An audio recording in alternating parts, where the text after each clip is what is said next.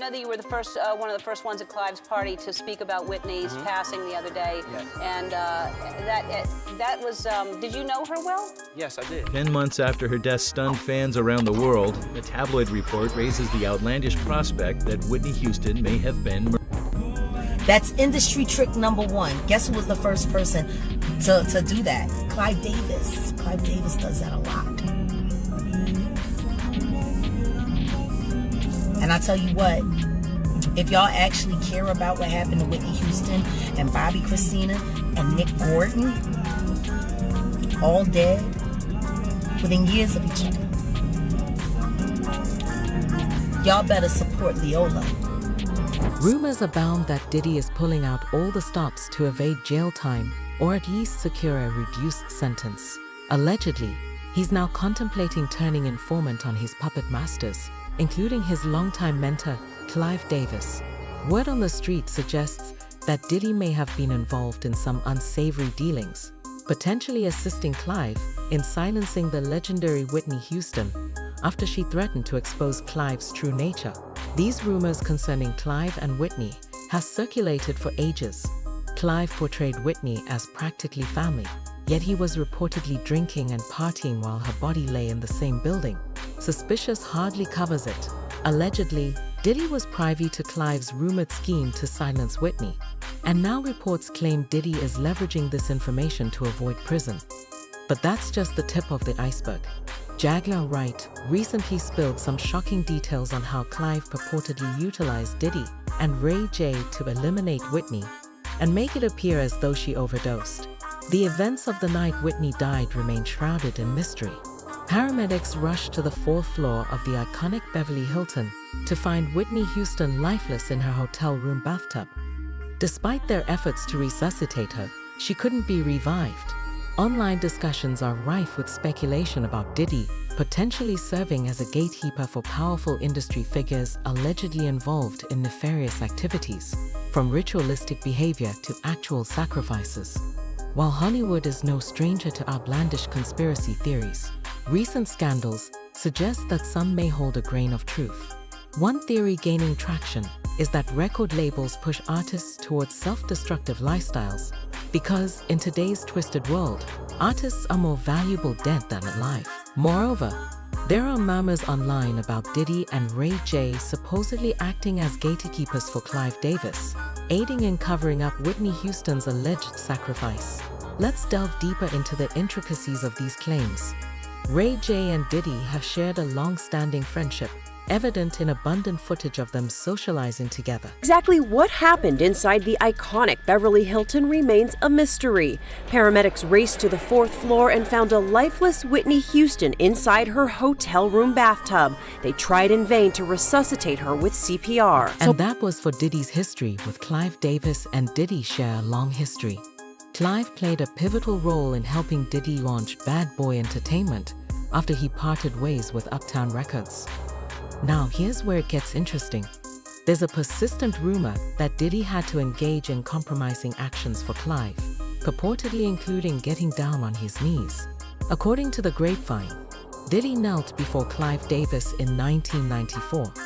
Jaguar Wright suggests that Diddy's close relationship with Clive is the secret behind Diddy's apparent invincibility all these years. Yeah, it's definitely official. I'm back outside. Yeah. I'm not outside, but I'm inside. I'm back inside. I'm not gonna go back outside. But I went outside and I loved it. I loved it. It was beautiful. Now I'm back inside. Shout out to the game that's outside. All right, don't forget where you come from. Yeah, love. Guy in the building. Hey, yo.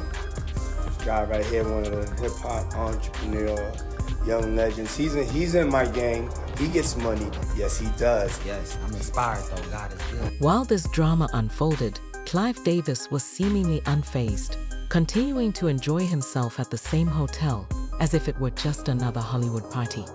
Clive attempted to spin the situation, portraying the party as a tribute to Whitney and insisting that she would have wanted it that way. When it comes to Clive, there's a persistent theory linking him to one of his darker deeds involving the tragic demise of Whitney Houston. On February 11, 2012, Whitney Houston was scheduled to perform at Clive's Grammy Awards celebration at the Beverly Hilton Hotel. However, she tragically passed away just hours before the event. The official narrative states that Whitney's assistant found her in the bathtub, but according to Jagger Wright, it was actually Ray J's sister who made the discovery. Interestingly, Ray J reportedly left Whitney's room just before this happened. Lola Brown, Whitney's ex-Bobby Brown's sister, also chimed in, suggesting that Ray J's behavior was suspicious and he was evading cameras as he exited the Beverly Hilton immediately after Whitney was found. Lola even referred to Ray J as a runner boy and implied that he might have supplied Whitney with something harmful. Now, rumor has it, allegedly, Diddy got on his knees for Clive Davis in 1994. Adding another layer to the mystery, Jagger Wright alleged that Bobby Christina was aware of Clive's treatment of her mother and supposedly witnessed a heated argument between Whitney and Clive shortly before Whitney's passing. However, individuals close to Whitney, such as Chaka Khan, were skeptical of Clive's narrative. They argued that the party didn't resemble a tribute in any way. In Khan's view, a genuine tribute might have involved gathering everyone together for prayer, dinner, and then dispersing. Adding to the intrigue is a video circulating online showing Whitney interrupting an interview with Clive, Brandy, and Monica just 2 days before her death. In the video, she discreetly passes a mysterious note to Brandy while mentioning that she nearly drowned earlier that day, not once, but twice. Furthermore, there are claims from multiple sources suggesting that Whitney may have been physically assaulted prior to her passing. Private investigator Paul Hubble challenged the official version of events, asserting that he discovered evidence of defensive wounds on Whitney's body.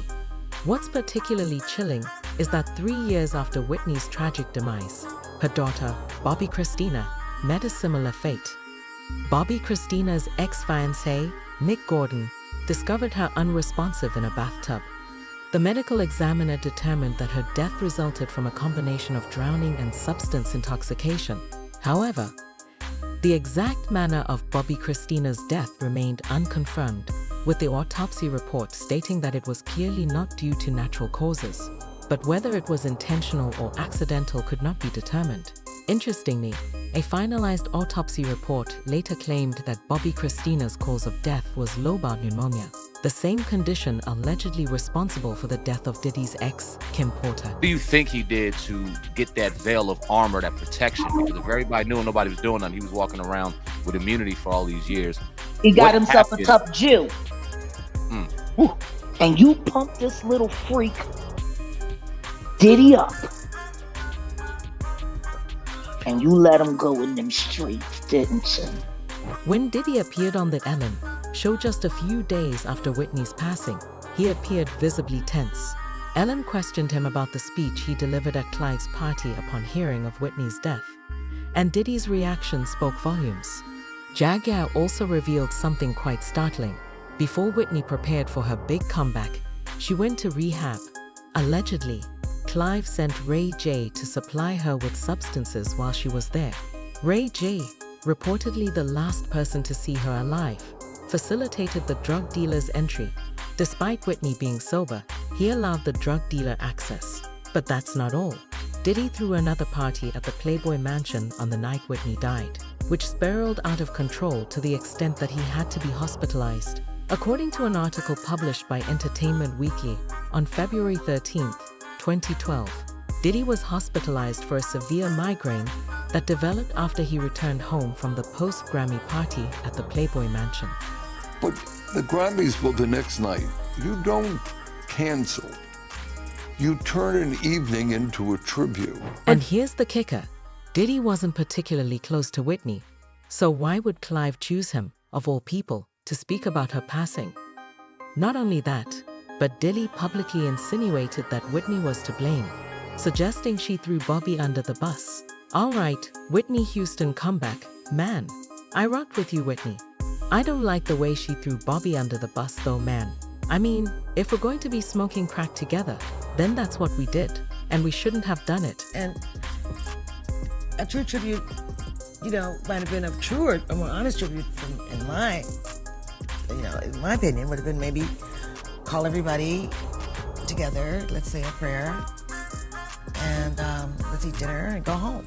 Now, circling back to Jaguar Wright's claims, she alleges that Clive is shielding Diddy from scrutiny because Clive did the same thing to Diddy that Diddy is now being accused of doing to others.